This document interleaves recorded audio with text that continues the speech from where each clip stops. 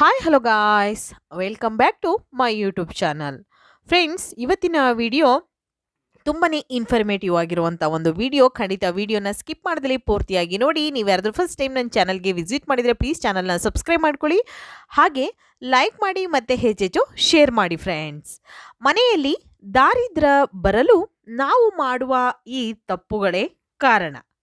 ಕೆಲವೊಂದು ತಪ್ಪುಗಳನ್ನು ನಾವು ಸರಿಪಡಿಸ್ಕೊಂಡ್ರೆ ಖಂಡಿತವಾಗ್ಲೂ ನಮ್ಮ ಮನೆ ಮನಸ್ಸು ಎಲ್ಲದೂ ಕೂಡ ತುಂಬಾ ಚೆನ್ನಾಗಿ ಆಗುತ್ತೆ ಅನ್ನೋದು ಒಂದು ನಂಬಿಕೆ. ಫ್ರೆಂಡ್ಸ್, ಮನೆಯಲ್ಲಿ ಪದೇ ಪದೇ ಕಷ್ಟ ಸಮಸ್ಯೆಗಳು ಬರುತ್ತಿದ್ದು ಇದರಿಂದ ಯಾವಾಗ ಬಿಡುಗಡೆ ಅಂತ ಯೋಚಿಸುತ್ತಿದ್ದೀರಾ? ಕೆಲವೊಮ್ಮೆ ನಿಮ್ಮ ಸಮಯ ಉತ್ತಮವಾಗಿದ್ದರೂ ಪದೇ ಪದೇ ಕಾಡುವ ಸಮಸ್ಯೆಗಳಿಗೆ ನೀವು ಗೊತ್ತಿದ್ದೋ ಗೊತ್ತಿಲ್ಲದೆಯೋ ಮಾಡುವ ತಪ್ಪುಗಳೇ ಕಾರಣವಾಗಿದೆ. ನೀವು ಪ್ರತಿದಿನ ಮನೆಯಲ್ಲಿ ಹೇಗೆ ನಡೆದುಕೊಳ್ಳುತ್ತೀರಿ, ಊಟ, ನಿದ್ದೆ ಮುಂತಾದ ವಿಷಯಗಳ ಬಗ್ಗೆ ಗಮನ ಹರಿಸಿ. ಸ್ವಲ್ಪ ಬದಲಾವಣೆ ಮಾಡಿಕೊಂಡರೆ ನಿಮ್ಮ ಜೀವನ ಸುಖಕರವಾಗಿರುತ್ತದೆ.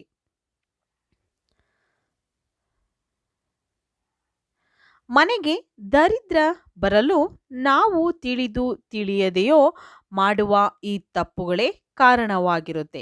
ಅಂತಹ ತಪ್ಪುಗಳು ಯಾವ್ಯಾವು ಅನ್ನೋದು ಇವತ್ತಿನ ವಿಡಿಯೋದಲ್ಲಿ ನೋಡಿ ನಾವು ಕೆಲವೊಂದನ್ನು ಸರಿ ಮಾಡ್ಕೊಳ್ಳೋ ಪ್ರಯತ್ನವನ್ನು ಮಾಡೋಣ.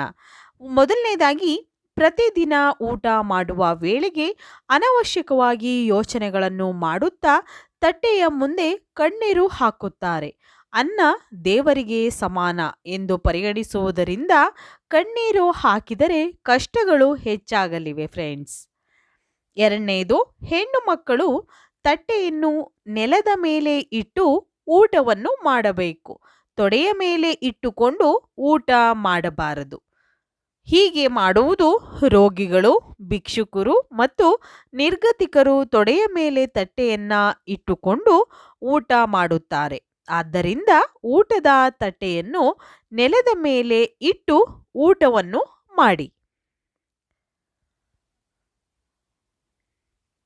ನೆಕ್ಸ್ಟು, ಮನೆಯ ಆವರಣದಲ್ಲಿ ಒಣಗಿದ ಗಿಡಗಳು ಇಡಬೇಡಿ. ಇದರಿಂದ ಮನಸ್ಸಿನಲ್ಲಿ ಖಿನ್ನತೆ ಉಂಟಾಗುವ ಸಾಧ್ಯತೆ ಇದೆ. ಹಸಿರು ಹಾಗೂ ಬೆಳೆಯುವ ಗಿಡಗಳು ಇದ್ದರೆ ಪಾಸಿಟಿವ್ ಎನರ್ಜಿ ಮನೆಯಲ್ಲಿ ಇರುತ್ತದೆ.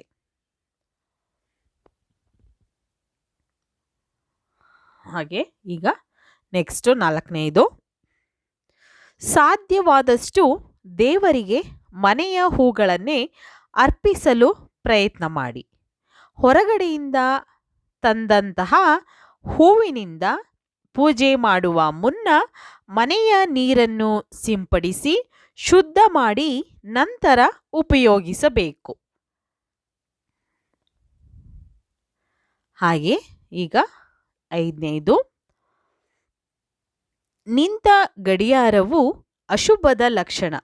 ಇದನ್ನು ಕೂಡಲೇ ಸರಿಪಡಿಸುವುದು ಉತ್ತಮ. ಮನೆಯ ಎಲ್ಲೆಡೆ ಗಡಿಯಾರಗಳನ್ನು ಇಡುವುದು ಕೂಡ ಒಳ್ಳೆಯದಲ್ಲ. ಮನೆಯ ಮುಖ್ಯ ದ್ವಾರದ ಮುಂದೆ ಇರುವ ಮೆಟ್ಟಿಲುಗಳು ಬೆಸ ಸಂಖ್ಯೆಯಲ್ಲಿ ಇರಬೇಕು. ಇದು ರಸ್ತೆಗಿಂತ ಸ್ವಲ್ಪ ಎತ್ತರವಾಗಿರಬೇಕು. ಇದು ಏಳಿಗೆ ಅಭಿವೃದ್ಧಿಗೆ ಪೂರಕ. ರಸ್ತೆಗಿಂತ ಕೆಳಮಟ್ಟದಲ್ಲಿದ್ದರೆ ಆದಾಯದಲ್ಲಿ ಕೊರತೆ, ನೆಗೆಟಿವ್ ಕಾಣಿಸಿಕೊಳ್ಳುವ ಸಾಧ್ಯತೆ ಇದೆ. ವಾಸ್ತು ಪ್ರಕಾರ ಹೀಗೆ ಇರಬಾರದು. ನೆಕ್ಸ್ಟ್ ಏಳನೇದು, ಮನೆಯಲ್ಲಿ ಹಿರಿಯರಿಗೆ ಮತ್ತು ತಂದೆ ತಾಯಿಯರಿಗೆ ಕಾಲು ಮುಟ್ಟಿ ನಮಸ್ಕಾರ ಮಾಡುವ ಪದ್ಧತಿಯನ್ನು ಮಕ್ಕಳಲ್ಲಿ ಬೆಳೆಸಿ. ಹೆತ್ತವರಿಗೆ ಇದರ ಅವಶ್ಯಕತೆ ಇಲ್ಲದೇ ಇರಬಹುದು, ಆದರೆ ಹೆತ್ತವರ ಆಶೀರ್ವಾದ ಮಕ್ಕಳನ್ನು ನಿರಂತರವಾಗಿ ರಕ್ಷಿಸಲು ಇದು ಅತ್ಯಂತ ಸಹಕಾರಿಯಾಗಿದೆ. ನೆಕ್ಸ್ಟು, ದೇವರ ಕೋಣೆಯಲ್ಲಿ ಒಂಟಿ ದೀಪ ಉರಿಸಬಾರದು. ಸಣ್ಣ ದೀಪವಾದರೂ 2 ದೀಪಗಳನ್ನು ಇರಿಸುವುದು ಉತ್ತಮ. ಒಂಟಿ ದೀಪ ಉರಿಸುವುದು ಶವದ ಮುಂದೆ. ಹಾಗಾಗಿ ದೇವರಿಗೆ ಯಾವಾಗಲೂ 2 ದೀಪ ಇಟ್ಟು ಬೆಳಗಬೇಕು. ಚಾಪೆ ಬಳಸುತ್ತಿದ್ದರೆ ಮಗುಚಿ ಹಾಕಬಾರದು. ಚಾಪೆಯನ್ನು ಸರಿಯಾಗಿ ಬಳಸಬೇಕು. ಇಲ್ಲದಿದ್ದರೆ ಮಡಚಿ ಒಂದು ಕಡೆ ಇಡಬೇಕು. ಯಾವುದೇ ಹೊಸ ಬಟ್ಟೆ ಅಥವಾ ಒಡವೆಗಳನ್ನು ತಂದರೆ ಮೊದಲು ದೇವರ ಸನ್ನಿಧಾನದಲ್ಲಿ ಇಟ್ಟು ತೆಗೆದುಕೊಳ್ಳಬೇಕು. ಇಲ್ಲದಿದ್ದರೆ ಕನಿಷ್ಠ ಅರಿಶಿಣ ಕುಂಕುಮ ಹಾಕಿದ ನಂತರ ಧರಿಸುವುದು ಒಳ್ಳೆಯದು. ಯಾಕೆಂದರೆ ಬಟ್ಟೆ ಹೊಸದಾಗಿದ್ದರೂ ಇಲ್ಲಿ ಯಾರು ಇಟ್ಟಿರುತ್ತಾರೋ ಯಾರು ಬಳಸಿರುತ್ತಾರೋ ಎಂಬುದು ತಿಳಿದಿರುವುದಿಲ್ಲ. ಹಾಗೆ ನೆಕ್ಸ್ಟು 11ನೇದು, ಕುಲದೇವರಿಗೆ ಇಷ್ಟ ದೇವರಿಗೆ ಮನೆಯೆಲ್ಲ ಶುಭ ಕಾರ್ಯಗಳಲ್ಲಿ ಕಾಣಿಕೆಯನ್ನು ತೆಗೆದು ಇಡುವುದು ರೂಢಿ ಮಾಡಿ.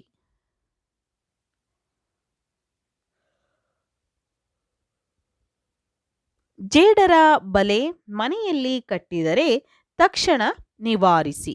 ಅದು ಅಶುಭ ತರುವ ಸಂಕೇತ. ಮನೆಯಲ್ಲಿ ಎಷ್ಟು ಶುಚಿಯಾಗಿ ಇಟ್ಟುಕೊಳ್ಳುತ್ತೇವೋ ಅಷ್ಟು ದೈವಿಕ ಕಳೆ ವೃದ್ಧಿಸುವುದು. ಸಾಮಾನ್ಯವಾಗಿ ಜೇಡ ಕಟ್ಟುವುದು ಖಾಲಿ ಇರುವ ಅಥವಾ ಪಾಳು ಬಿದ್ದ ಮನೆಗಳಲ್ಲಿ ಮಾತ್ರ.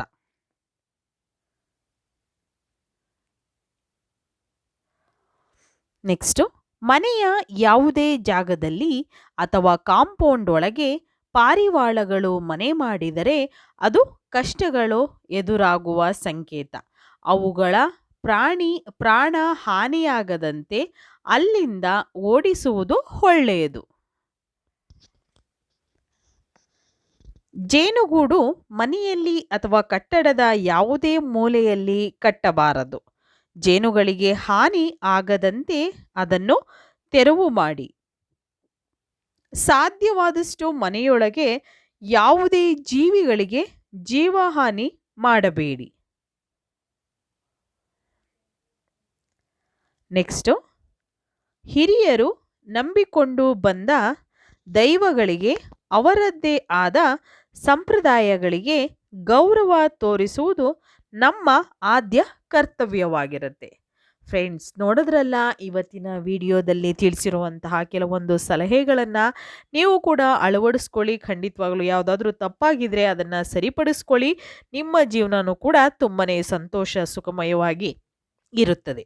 ವೀಕ್ಷಕರೇ, ಈ ವಿಡಿಯೋ ನಿಮಗೆಲ್ಲರಿಗೂ ಇಷ್ಟ ಆಗಿದ್ರೆ ಚಾನಲ್ನ ಸಬ್ಸ್ಕ್ರೈಬ್ ಮಾಡ್ಕೊಳ್ಳಿ, ಲೈಕ್ ಮಾಡಿ ಮತ್ತು ಹೆಚ್ಚೆಚ್ಚು ಶೇರ್ ಮಾಡಿ. ಫ್ರೆಂಡ್ಸ್, ಇವತ್ತಿನ ವಿಡಿಯೋ ಇಷ್ಟ ಆಗಿದೆ ಅಂತ ನಾನು ಭಾವಿಸ್ತೀನಿ. ಫ್ರೆಂಡ್ಸ್, ನಿಮಗೆಲ್ಲರಿಗೂ ಕೂಡ ಹೃದಯಪೂರ್ವಕವಾಗಿ ಧನ್ಯವಾದಗಳನ್ನು ತಿಳಿಸ್ಕೊಡ್ತಾ ಇದ್ದೀನಿ. ಮತ್ತೆ ಇನ್ನೊಂದು ಹೊಸ ವಿಡಿಯೋ ಜೊತೆ ಬರ್ತೀನಿ. ಅಲ್ಲಿವರೆಗೂ ಬಾಯ್.